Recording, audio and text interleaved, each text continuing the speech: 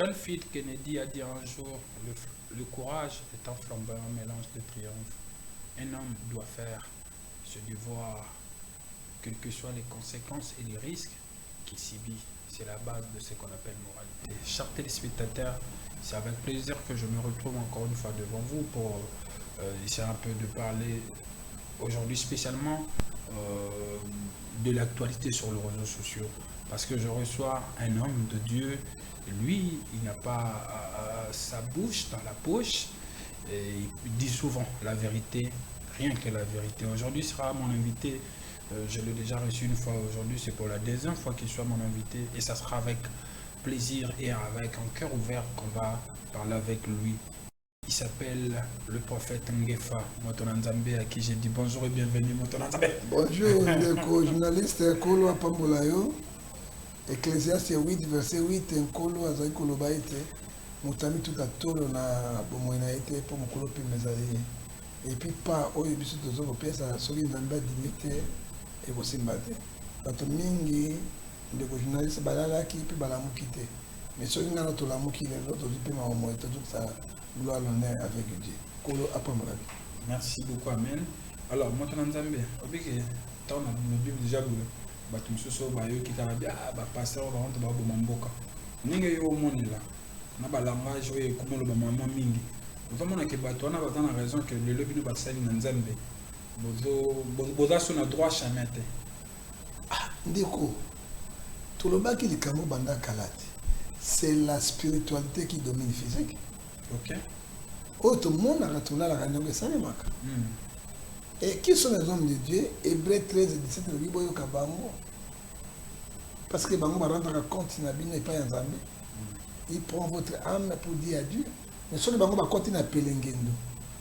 Va continuer à Poloso. Va continuer à Kanyo, copie. Et c'est fini. Hein? Et là, nous avons beaucoup d'otages, c'est la spiritualité. Parce que nous ne marchons pas conformément à la volonté de Dieu. C'est quoi la volonté de Dieu? Mais craindre Dieu, dit la vérité, défendre la République, dit au chef des choses qui sont réelles et dans la vérité sincère. Parce que Jean 14,6, Jésus-Christ est le chemin, la vie et la vérité. Il n'y a pas la vérité. S'il n'y a pas la vérité, c'est Satan qui domine. Toujours l'escroquerie avec les mensonges. Que dit la Bible, Jean 8 et 44? Les pères des mensonges, c'est le diable. Les bouches, ils ne connaissent pas où ils tournent le kuta. Il y a toujours souffert dans le coup. Bien, comme on va bien, Bassani Nzambe, Nicolo Ebi. Naïbi a volé dit les prêts. Mais dans la quantité, dans la quantité, dit les prêts. Dans la quantité, ce sont les prêts. 10, ce sont les 10 représ. Et puis, pasteur Moïse Mbi, révérend. Comment on a été c'est la coquette malem. Vous avez semi les prêts.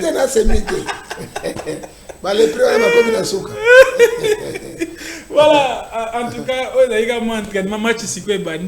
on va nous balancer les images ici. Après, Toko, Tozonga pour que to solo la na Motonanzambe, prophète Ngefa. Non, mais avant to banda, il y a tout boni basango ya Denis Lessi le prophète. Non, Denis Lessi, Alana Poto, Alana France. Santé là bien. Bon, c'est là quand. Tout cela quand on est en azoi matin aller qui a Koufaki, moi aussi, moi on a mes condoléances. Nous sommes ensemble. OK. On a mettre très bien. Merci beaucoup. Prophète Ngefa, alors notre DT va nous balancer les images. Platini Maloa, la première image s'il te plaît pour que Toko Bamakambeza Minen. Conférence de presse. Il y a président de la République. Makambebele Goutia. La conférence de presse là au Nyon Etenaki. Tant que mon salut est Nzambe. Oui, mais Congo est un beau Kelingi. Congo est lingi kolandela makambo mingi koleka. Et pourtant nous en a guerre. Hein? Guerre est signée à noter. Tout bébé ça maïna bisote. Mon côté on récupérer territoire mon pas bien tous récupérer et tous on n'a pas polémique. Ah ouais là on a retenu qui a makasi. Et là il comme fani. Hein? Mais président Tolobi, président Zamoto. On met 3, 13 lobbies, 10 à 13 personnes juste devant Dieu. Et là, autour, il y a moto, moi, RLP, moi, de la page Zanaka. Ce qui président, tant qu'il fallait, à vous décorer.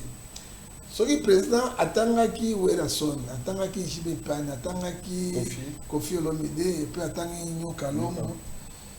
Soki abosanaki kotanga faire sa polémique était. Et ça là déjà. Et ça déjà polémique. Ça dit quoi?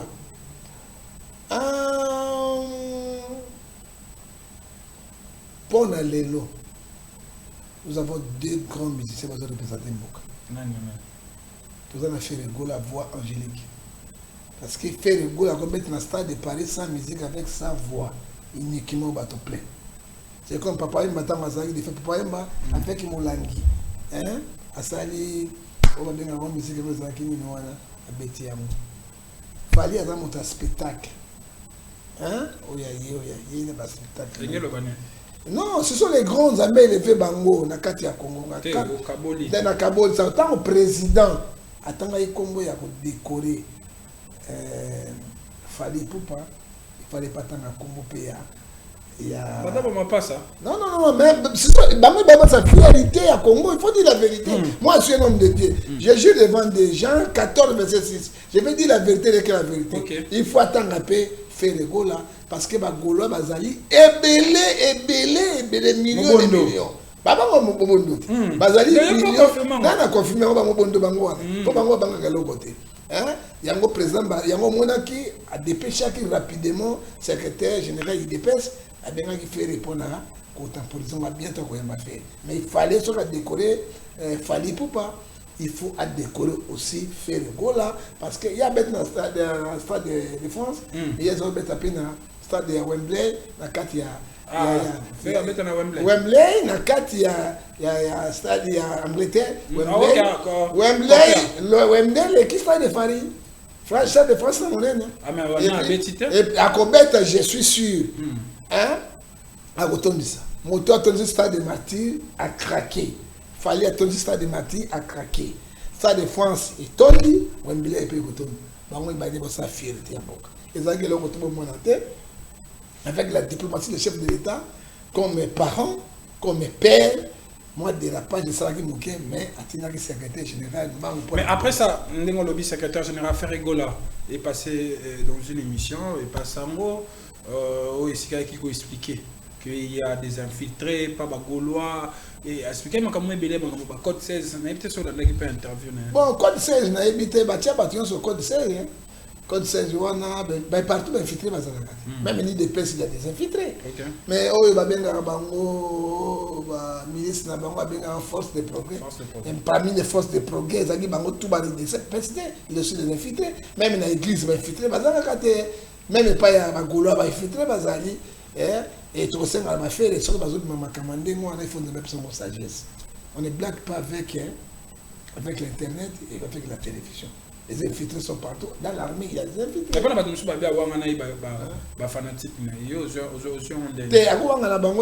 Il faut aussi la diplomatie.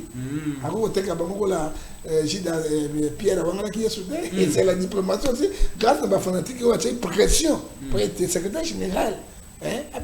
Quand il y a bien le chef de l'État, à bientôt il sera reçu par le chef de l'État. Ah bon? Oui, je t'assure. Mais pour la pression à Gaulois. Non, la pression à Gaulois, c'est parce qu'il y a besoin de sa fierté, avec sa voix angélique. Faire un mois dans le banana, quand tu la payes, il ne reçoit pas. Mais le chef de l'État, c'est bien Ndimaka. Le Premier ministre Ndimaka. Mais sauf qu'il est là, comme il est là, il est là, il est là, téléphone à faire, même non, c'est ma belle collègue.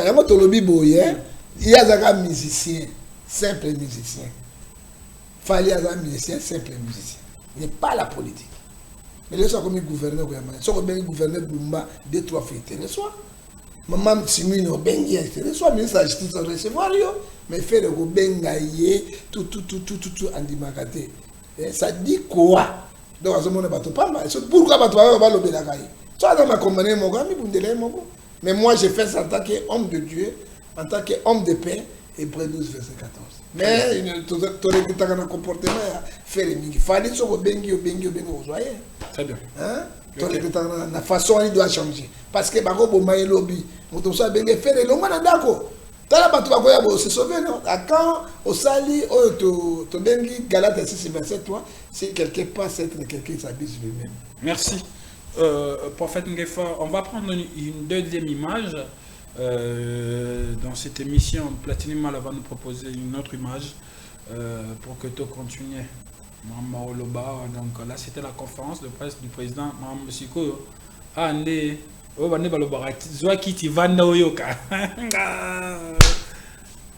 Prince Epeng de Lepré, ils boivent du vin, ils parlent politique, ils ne délivrent plus personne. Et heureusement que le pasteur Moïse Mbi qui dénonce très très grave peuple Fongola Misu. Nabandeli Koloba, pasteur Moïse Mbi atanga komba motute. Mais internet nenge zara kaka bato ba congolais bazu bilongi ya bato bozo mona awa bache awa. Na ara ko mona moni pasteur Mukun évêque Mukuna Godempoi Sonika Futa Mutombo ainsi de suite. Yo ba ba 10 mais ana moni 9 mo ka zangi nan. Bazawana. Mais pas qui dit ça. Bazabna ba vrai dit le prêt. Dis le prêt. Dis le prêt na François Tatou. Wachanga pour les vendre. Il pas côté. Le prêt muso mon. Ah, moi je dis la vérité. Na moni bango nyoso bazalia wa. D'abord, la question qu'on a posée sur le propos du pasteur Moïse Mbi. Est-ce que c'était visé à Visaï Batoyo? Le pasteur de Moïse Mbi aujourd'hui est interprété comme Azoboya changement de constitution. Pour na bato mususu balobi azotelemela pouvoir en place parce que bon balingi changement de constitution ya boy et nenga to alobela ipe que ba pasteur o ba qui proposer ba soutenir chef de l'état à changer constitution malgré que ba article l'unité il faut ba changer. Alors s'il faut au résumé tout ce que vous avez écouté na makambo ya pasteur Moïse Mbi et bazo collé au koyebisa bisoni. Bon omoni Luc alobi 12 verset 3 oui bouma bima le busoma bato. OK. Moi, j'ai suivi la prédication du révérend docteur Moïse Mbi. Révérend docteur. Mais il est docteur dans la parole. Okay. Hein? Il brosse très bien la parole de Dieu. Okay. Vous confirmez pas les dans la Bible, on va les lépreux. On va tirer beaucoup à genoux. Et le grand prédicateur, c'est Papa Oyo. Mutombo est suivi de Sonny Kavuka. Oui, Dodo Kamba aussi. Ça dit quoi? Oui, papa. Hein? Oui, prédication à Banamike. Ça ne mène pas les gens dans le royaume des cieux. Ah bon? Hein? Papa Mokuna n'a jamais prêché sur la repentance. Joël chapitre 2, verset 12. Il n'a jamais touché la crainte de Dieu. Il n'a jamais touché la sanctification et l'obéissance. Parce que so salibo nzambia kubumayo mais mutako yo kalilobe ku bangisa na motema ndenge. Ça dit quoi? Moïse Mbi il n'est pas contre la constitution ni qu'on change la constitution. Okay. Il faut bien interpréter logo mutalobi. Je ne suis pas le porte-parole à Moïse Mbi. Mais j'ai dit les choses qui sont réelles. Okay. Parce que nous na défendra ba valeur. Okay. Depuis qu'Allah na défendra ba valeur. Okay. Moïse Mbi a lobby toujours quand la constitution parce que quoi ngeye wana quoi ngeye wana koshine ye wana pra ya pulumbe ye wana ya pelengendo ye hein et ye wana alors les lépreux déjà ba récupérer yango ndenge basaki na Kabila. Moïse Mbi atanga ikombo ya mutu te pourquoi bazali agité. Et puis moi, je dis, ce sont les cas de l'épée. Mais, alors que ça, moi, je dis, quand de l'épée, il faut aller dans la Bible, toute écriture, comme il est inspirée par Dieu. C'est Luc 17, verset 12 à 19. L'épée,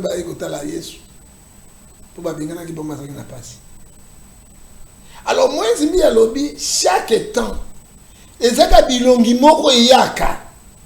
sont les 10 lépreux oyo bakosa Kabila. Nazala ki ba complot so Kabila sala qui je dis bien pour na ko déstabiliser Congo démocratique. Moi j'aime mon pays hein. Et je n'ai rien bénéficié parce que je savais Kabila était rwandais. Il y a une complicité. Parce qu'il y a un complet à bateau. Na lobi les lépreux. Bah il y a un complet à déstabiliser catholique. Kobuka bike comme camion sur la population. Bah il y a une population. Hein? Bah ça qui m'a dit bah terroriste. Moi j'étais là dans toutes ces réunions. Je les connais. C'est eux qui m'a causé Kabila. Ouh Kabila. Mobutu a sali 32 ans de pouvoir. Rondoraka, Shiraka, Bapa, Haraka, Oroka, comment vous pouvez mettre toute une nation à genoux à cause de 10 lépreux? Donc on dit Mayango les sous-soutés. Mobutu a sali 32 ans de pouvoir. Yo Kabila Nzambe la Kisibiso. Donc ça 50 ans de pouvoir. C'est pour ça que Bango ba lépreux. Kabila qui sont tétés nango. Kabila les donnait beaucoup d'argent. Bakiko ya Kabila na kombo ya ba pasteur nyonso. L'église réveille. Ce sont les frappés. Ce sont les lépreux alliances coloquites sauvages. Ça dit quoi ndundo ya mabe bana na prophète bana ko buka ba ko laisse bana na Israël ale liwa ko yaki. Il faut le prophète intervenir. Bango yo ba se Kabila il faut toucher te yoti kana bokonji libela. Na surprise nanga comme on a les sous kaka ba les prévu ba chanda kate ba pas Tshisekedi. Alors s'il faut réagir aux propos on a na landi ya batumi balé to ba na évêque Mukuna qui demande à ce que si réellement Moïse Mbiye a traité bango ba lépreux face à s'excuser parce que il y a le cas papa na yemuto aza loka père spirituel ya so papa ndoki aye oyebiki papa na ngai ndoki alinga bomangai asanga ma il faut na que chez nous na nani ndoki tena pesi na pengi ndoki te na lobi na informé hein Moïse Mbiye akoko s'excuser na bango te et là bango ba sa Moïse Mbiye akei je vais appeler Moïse Mbiye ba envoûter ba continuer à kai ba les présos Moïse Mbiye n'est pas là et pour vous expliquer na côté sikona Moïse Mbiye n'est pas l'ennemi de la République. Ok. Moïse Mbiye n'est pas contre les chefs de l'État. Moïse Mbiye n'est pas contre la changer de constitution. Il a dit aussi à ta 50 fois, mais ce qui est un avantage à peuple. Ce qui est un avantage à peuple, on va changer. On va changer la constitution parce que la constitution est salémine dans ma boque de Rwandais, Kabila, Gagame Kukudendo. Museveni Koko Lianzombo, Kamata Macron et les Occidentaux. Alors, beaucoup de Mbiye, du Cambouille, à Sali, parce que Mbiye défend l'intérêt de la population. Ceux qui ont l'avantage, c'est pas Congolais. Pourquoi pas changer? Ceux qui ont l'avantage, c'est pas Congolais. On ne change pas. Il n'y a pas l'avantage des Congolais. Bango Balati Yango, tout Wananini, business, pas bien d'ambongo. Bango Basara, copine, Bango, ce sont des frappés, les pré-wana. Mais ce sont les lépreux depuis Kabila. Alors, autre réaction, c'est le Golden Point. Non, ça va, papa. Ça dit à papa Mukuna. Papa, vraiment un pasteur, celui qui conduit, sommes 119%, nous sommes les étrangers sur la terre. Et que ça, 7 ans, la 14. Tant que nous avons beau puis là, papa, nous prêchons les gens pour aller dans le royaume des cieux, non pour la vidéo comme qui. Je prends Luc 12, 30 à 34. Cherchez premièrement le royaume des cieux, tout ça viendra après. Un pasteur, un nom de Dieu. À cause de ça, la mbongo na yabandi bazo pesaï. C'est comme Hérode. Akamati moto abwaki na balion bazo déchiqueter azo sepe. Nana salaki ya. C'était son dikafuta. Abimisi mbongo na ba boxer ali ba betani malonjo et bimi pesi mbongo. Ce sont les criminels spirituels. Un pasteur qui craint Dieu, qui marche conformément à la volonté de Dieu. Et la Bible nous confirme, mes chers frères et sœurs, Philippiens chapitre 3, verset 17 à 18, soyez mes imitateurs. Alors quand on a un match de football, comme le président de football, il fétiche. Évêque Mukuna, lui il est là en tête. Et Elle m'a considéré bâtonné, grand lépreux. Et puis, dès là, c'est parti politique dans l'église. Oh. Il a les partis politiques, il est là à cause du parti politique. Qu'est-ce qu'il cherche? Comment on a ces Tony, il a se proclamé à Lukaba, Lukaba député, Lukaba sénateur, Lukaba présidence. Est-ce que c'est normal? Nous sommes les imitateurs. Nous sommes pour les roms de Dieu, pour préparer les âmes perdues, ce que dit la Bible. Hébreux 13, verset 17. Obéissez à vos conduites. Ayez pour la différence. Il verse pour votre âme, il rend compte à Dieu. Mais en Zongeli, la partie politique, où Yamakira. Yamisato. Na moni eloko moka bengi ke Moïse mbiye soki nga na papa ya usidiawa Moïse a qu'est-ce que Moïse attend comme on hein? Est-ce que Moïse mbiye to banga nzambe la crainte de Dieu c'est commencement la sagesse hein? Mais attendez comme on était attendez comme on a été mais alobi les prêts Moïse a souki na ba les prêts pourquoi oyo soki maye tubu libanga du motali ko bezuye très bien c'est là souki ça na avant de s'excuser dans Bangote, ce qui Moïse Mbi a méqué, il a trahi le Coran, a trahi la Bible, il aura des problèmes avec Dieu. Parce que Dieu qui nous verset tout admissible pour l'aider, ça dit quoi dans notre constitution, c'est la parole de Dieu, c'est Proverbe 26, verset 2, comme il vendait son vol, la malédiction à cause d'un naissance est fait. Très bien. Alors, autre chose, le pasteur Godem Poye aussi a réagi dans l'émission. Alors, a expliqué pourquoi il faut pas changer la constitution parce qu'il y a certains, je dirais, articles où les lois ont empêché investisseurs aux États-Unis d'investir. Alors, et ça, il faut qu'on change la constitution. Mais au-delà de ça, il faut traiter les prêts, mais il là. Ça ça va si avortement omoni de quoi to loba donc bozo loba na bango ka mabe mais bino yo kabino te koloba bino te on défend pona ba babino pona on va na yo peut na ka ba les prêter nanga na ka ba les prêter yo ka ba les prêter ba ça répondre moi je vais répondre la place à Mbi et malgré que je ne suis pas le porte-parole parce que Mbi il y a révérend pasteur Mbi un docteur de parole oui il est docteur de parole Moïse Mbi mais na défendre la vérité Jean 14, 6. Vas-y. Bible est l'homme na biso na mokanda et ce sont les gens qui ne maîtrisent pas la parole. Les lépreux. Ils ne maîtrisent pas la parole de Dieu. Parce que monsieur ça va verset biblique parce que nous sommes les députés célestes. Donc nous défendons la parole du Seigneur spirituellement. Okay. Et celui qui ne sait pas défendre la Bible, il n'est pas de nôtre. OK, vas-y. Bible est ici dans Matthieu 18, 20.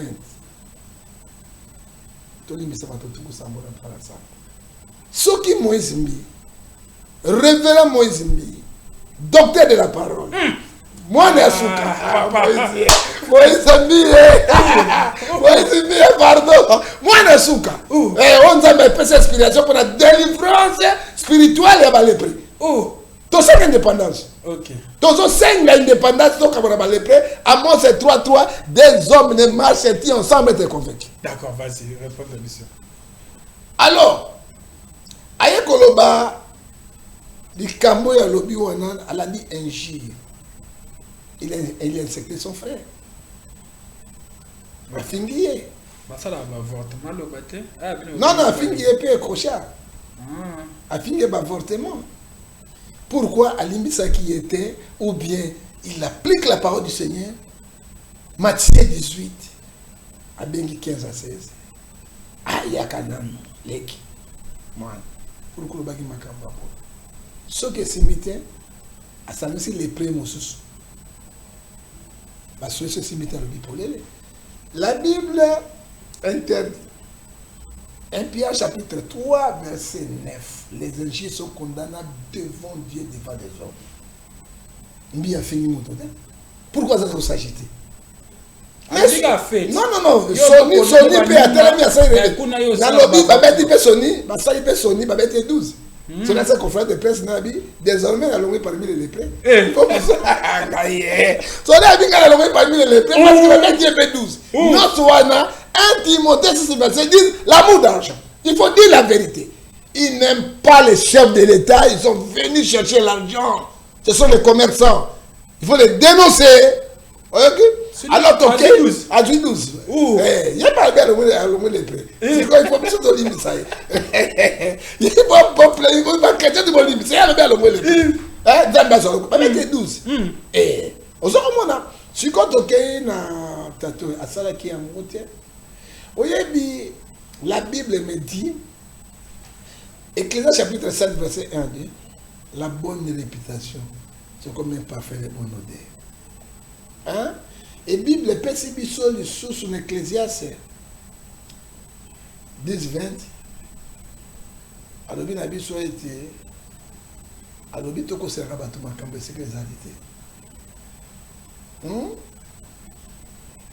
ce que tu as dit, Eliane.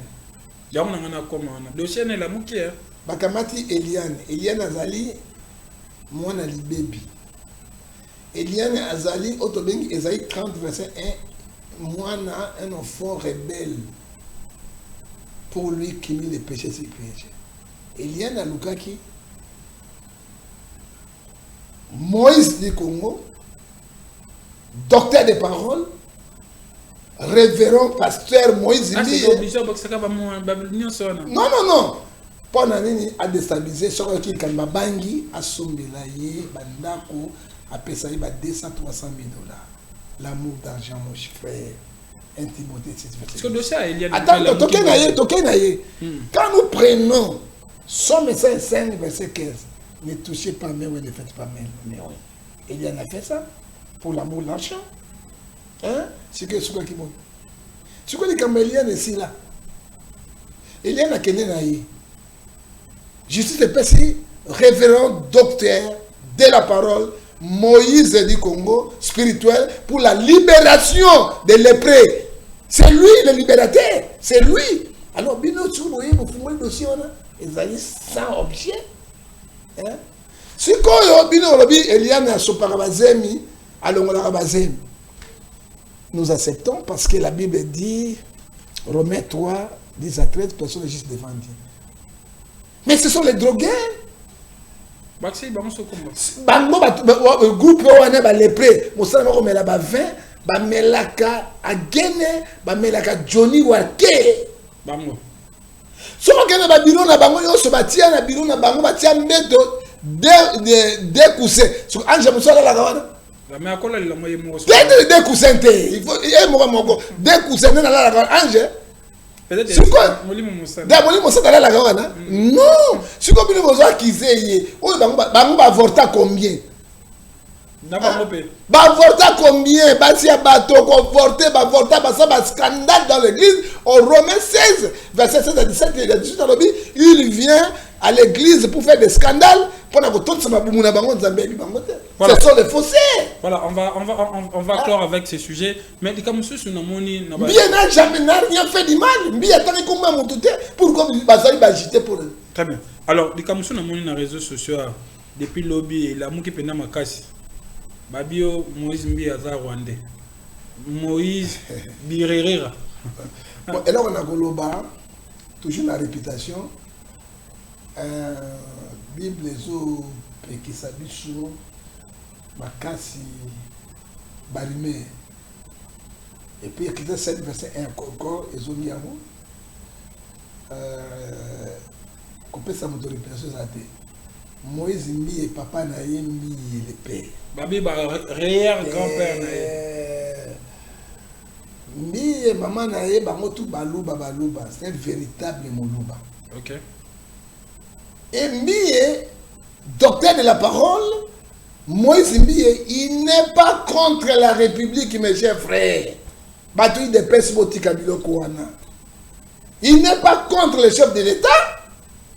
Il a dit la vérité. Et Moïse Mbiye a dit suit et conscient de la Constitution, parce que la Constitution est abissotée. Pour vous dire quelque chose, ce n'est pas nous de changer la Constitution. Ils arrivent à députés. C'est eux qui vont décider de changer, ce n'est pas la population. Parce que les députés vont représenter Bissot. Le référendum, oui, peuple Kourouba Yango, mais ceux qui vont décider, c'est eux. Hein? Moïse n'a jamais été barrière, jamais rwandais. C'est Moïse Mbi Akoli Awa, Botami Awa. Très bien. Et il n'est pas rwandais, tout on a, Boba. Merci, prophète. On va prendre une autre image d'été Platini Maloa, une autre image rapidement parce que nous courons derrière le temps. Vous savez, la télé, c'est le temps. Tu as eu l'occasion, Yamba. Prophète, il y a le Bélamoma comme presque tout. Au nom de tous les musiciens congolais, Weranson présente ses excuses auprès de Félix Tshisekedi et met en garde certains fans. Nalandaki yango sikoyo. Akosenga président, excuse, qu'est-ce que ma fan de Basali les fans bauto koloba ba n'importe quoi. Non, moni maman ngulu wa. Azana belle belé, abotaka 12, 15, 7, 8. Si bangulu bakego sakana ba potopoto nyonso baya kona bayaka na sotina il doit supporter. Le président c'est notre père. Il faut supporter ce qu'on est cas, pardon à Ebiango, mais il y a une raison à cause de pardon, à comment mission sauter. À mon trop c'est trop. Non, à cause de nous sommes mais les prêts, nous sommes à côté de musicien. Ah, il y a combien de temps? Il y a tout ni, parce que quand on va les prêts, va bim. Ma coloquette, nous sommes à côté de non. Hein? Et puis, il y a des cause de pardon, tu on a aussi un pardon, mon conduit musicien, tout na l'encadrement. Il y a l'ambassadeur de la paix. La paix, il n'est pas président, il y a une structure là bango. Ça dit quoi? Bon, je suis un cadre. Non, non, excuse-moi, côté bana basilikaki, basilika bawelisaki, et il faut pas décorer, payer, faire. Ce n'est pas grave, le président il est père de la nation. Ayoki yango a traité na bana nae, pourquoi tindaki Kabuya, CG Mbam pour ni Hébreu 12 verset 14 chercher la paix. Mais ça tout le monde sont bien contre boy non. Non non, la boya qui parce que faire a un problème té. Faire est la vérité au Congo. Hein? To boy et puis na kata ba dire les paix. To boy o to benga na bango pour ça il y a là qui a coterie tribal. Nous refusons les coteries tribales. To le capé na Congo. Il y a un souci à pas baby matin parce que c'est qu'on ne peut pas oublier, nous sommes état de guerre. Très bien. Merci. Je pense qu'on va prendre la dernière image. Platini Mala va nous proposer de cette émission pour que tu aussi voilà, là c'est la dernière image de l'émission Rosengando. La vraie, excusez, la vraie définition du mot ingratitude, c'est Joka Kabengele. Qu'est-ce que Papa Chéri JB Piana n'a pas fait pour lui? Aujourd'hui, il parle mal de Bin Adam comme s'il avait le même niveau et mode de vie que son créateur JB Piana. Alors, on a ça moi synthèse pour la bateau balandaïté. Peut-être qu'il y a l'information. Excusez-moi. Après ça, Joka a sa DP mission.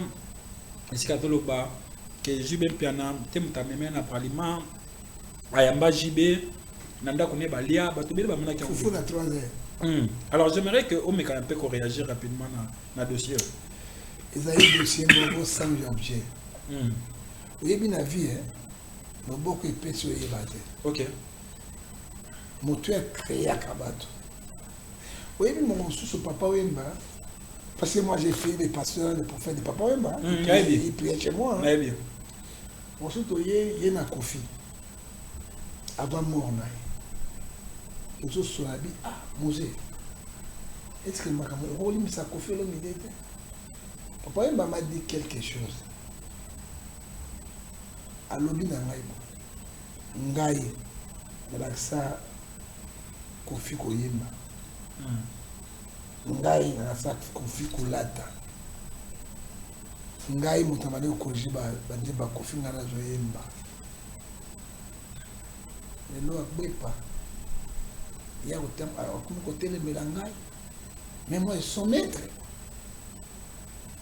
l'obi Yesu alobi na Matthieu 12 verset Matthieu 18 verset 20. Okoyi kolimbisa ete papa yemba azwi maboko mibale. Je jure devant Dieu. Abeta baka omona limbisa Satan mais olimbisa Kofi. Oh là. Olandi yango abi omona limbisa Satan mais na kolimbisa Kofi te. Yango mona ebisali mwasi na. Ça doit bon pourquoi? Non, ingratitude. Hein? L'ingratitude ne paye pas. Jude atekaki Yesu aliaki mbongo wana. Ecclésiaste chapitre 1 verset 10, il n'y a pas de nouveau sur la terre. Bateau na bazakaka. Yango mwana ki na liwa ya papa Wemba, maman Amazon na benga na kofi. Akoma pembeni te. Moi j'étais témoin. Alors, motoko la joka plus motabimisi moto wana nyonso ezali moto.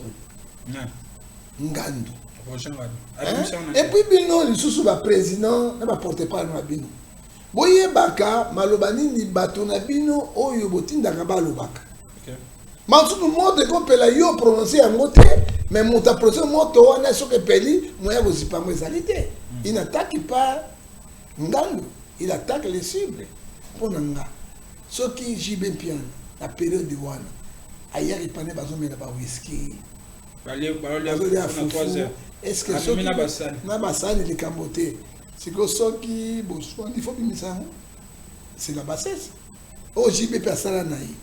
Il y a le bien. Parce que JB c'est un patron. Hein? Bangando puis bon ça maluba na bango. Baza partout dans l'église songolo ils sont partout. Quand la Babylone on a bango wana. Les gens na zo sambole. JB ne parle pas c'est JB. Parce que bato bazo yoka mauvaise réputation na. Ah dia ka fufu.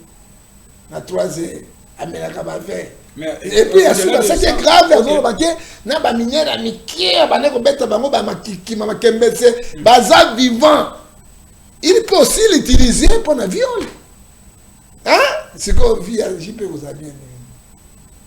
Ça dit quoi? La Bible me dit, Proverbe 10, verset 12. La haine excite les querelles, l'amour couvre toutes les fautes. Et là, comme on se souboye, ce sont les grands, les fiers, sans ma porte-parole. On a la joie avant ça des martyrs. Ça des martyrs, non? Il y a les prémons. Quand il y a un musicien. Mais moi, j'ai mis docteur de la loi, libérateur spirituel, révérend pasteur. Abeti musique qui n'a mort abimité. Écoutez-moi, frère, morte, moutazokite. C'est que comme il tourne à yo, il faut faire beaucoup d'attention, il y aura des morts. Mais ça m'en est roulé. Je suis arrivé dans son bureau. Il y a un Rosengambo. Allez, ma majorité va se faire mitorona, Mike wana. C'est ça qu'on Ngandu, mon t'appelle si moto. Très bien. Hein? Pas bloqué, hein? Pas bloqué, alors moi je suis retiré, je rentre. Mais il dit, il prophète ne défense pas. Combien de morts? Plus de 20 morts. Tout ce qui est bon. Alors, il faut te condamner, l'Éphésiens 5, verset 11. Moi, je n'ai pas aimé ça. J'ai bien le dans bon côté. Mais Ban n'a pas de mida. À comment va millionnaire? Ils ont beaucoup d'argent. Est-ce que la boutique peut pas avoir jamais. Merci. Ça n'a pas de sens. Voilà, on va clôturer par là avec le prophète Ngefa. En tout cas, merci d'être venu. On va prendre la dernière rubrique. Ici, on s'exprimer, on le ras-le-bol, les cambo monétopé sur Okanda. L'invitation dans les réseaux sociaux, on a et puis ça sera aussi une manière pour nous passer un dernier message. Ça sera juste après cette transition. Voilà, nous sommes de retour. Vous comprenez que ce sont les aléas du direct. Alors, prophète, vous en avez 1 minute. Au exprimer le bon mot de la fin. Et puis, s'il y a des gens ou peut-être encore remercier, on va devant caméra. Bon, 1 minute, je vais vous dire mais depuis la majorité présidentielle, je vais vous dire naza l'église za libanda église ba bengana ngai comment lelo na sambeli awa lobi na sambe mais bazoka komba président na munoko nga comment les gens bazomona ngai ndeni et personne nazo idenga na likamona sota lopango mabele na ti église yango eketini na ngai mais comment na ba lepré si ma président et nyonso bazoka bambongo na biso to bundela ka chef de l'état mwange fa l'église est dehors. L'église de Dieu est dehors. Babengana ngai et atali sumi mon côté. Ngana ko sepa biloko wana. Et vraiment Esaïe Mawatala inquiétude nga monene ezali même na kufi lelo maintenant mon salon na salaki 1 Timothée 1 Thessaloniciens chapitre 3 verset 10 on ça été lié temple ya Nzambe tika yo zalo kumu mini ya Nzambe na pesi mbote liboso na mokonzi ya mboka toza sima na yo na pesi mbote na ngai ya koleka il faut tosambela makasi na batikali sembo na camp ya révérend docteur Moïse libération spirituelle makasi parce que benemi ba côté belé et biso tout to défendre le koyo tina suka lilobalanga suka peuple congolais na référendum tout le ba oui pour changer constitution parce que constitution yo ezali ya bisoté ya ba rwandais et puis président le ba qui bien atteint avantage mon peuple congolais zate to le constitution oyo bisoté to ko un avantage nango oyo ko battre la bisoté ko battre la mboka que Dieu bénisse les Congolais. Merci prophète Ngefa, merci également Nabatone Subalandi Biso, merci beaucoup à Yawili Mouchen, le véritable l'unique code, merci à Théo Zambrota, merci à DJ Pablo le maestro qui nous suit depuis les basiliques chaque jour les basiliques institutions. Merci beaucoup na Batonio Sobalingara ko passer ba bon moment betato na bandal na terrain municipal na stand 31 chez Merveille Bokumu Bogosepela. Merci à Rams de Boston. Merci à Binonio Sobaïbolinga. Landré Baton se retrouve prochainement avec le même plaisir. Allez, bye bye, à très bientôt.